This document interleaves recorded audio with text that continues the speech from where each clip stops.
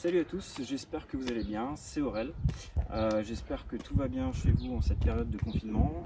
On se retrouve aujourd'hui pour une petite vidéo sur une présentation 2020 d'un modèle de chez Ducati. Et on va essayer de vous faire deviner ce que c'est. Si je vous dis Desmo Sedici Stradale, aileron biplan, électronique du Panigale V4, environ 178 kg, un guidon haut, moins les carénages et un peu plus de 208 chevaux. Vous pensez à quoi?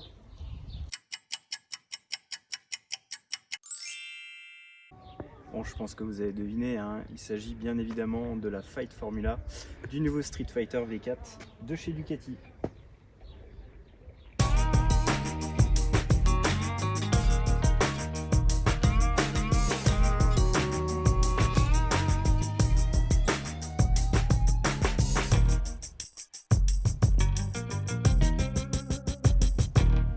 Je vous présente ici la version S du Street Fighter V4.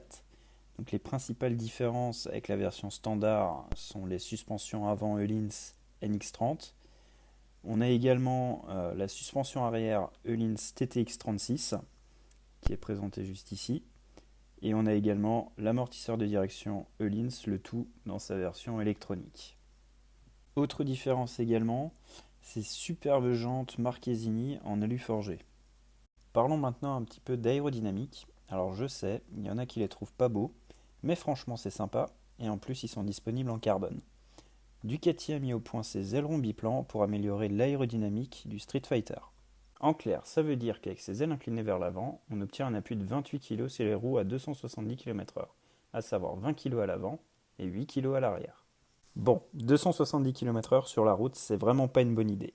Mais ces ailerons sont aussi efficaces pour le freinage et les sorties de courbe car ils améliorent la stabilité de la moto. Point de vue éclairage, on est sur une superbe signature LED à l'avant comme à l'arrière.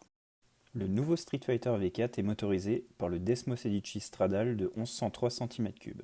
Dans cette configuration, le V4 à 90 degrés développe 208 chevaux à 12 750 tours minute, un niveau de puissance inégalé dans le segment roadster. C'est vraiment en parfaite harmonie avec le caractère complet du nouveau Street Fighter V4. Alors le couple maxi de cette machine, c'est 123 Nm à 11 500 tours minute. C'est pratiquement inchangé par rapport au Panigale V4. Alors il faut savoir que la puissance et le couple peuvent être légèrement augmentés. Tout simplement, il faudra ajouter la ligne complète à Krapovic, ce qui va pousser la moto à 220 chevaux. L'avantage également, c'est qu'on va gagner 6 kg par rapport au poids de la machine. Un petit zoom sur le tableau de bord qui est TFT couleur, donc qui est vraiment assez complet et lisible. Alors il faut savoir qu'on a toujours les trois modes de puissance, à savoir Race, Sport et Street. Les réglages qui sont affichés juste à côté, et évidemment les réglages sont personnalisables. Alors je pense que vous avez maintenant toutes les informations essentielles sur cette machine là. Ce qu'on va faire, on va aller s'équiper et on passe tout de suite au test de la machine.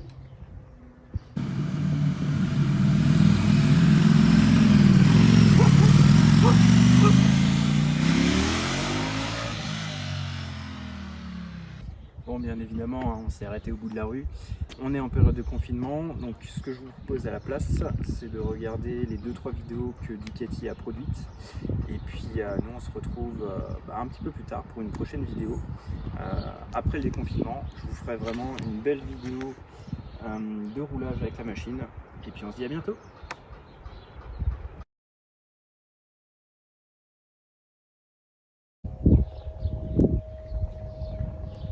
Je suis pas prêt. Oui.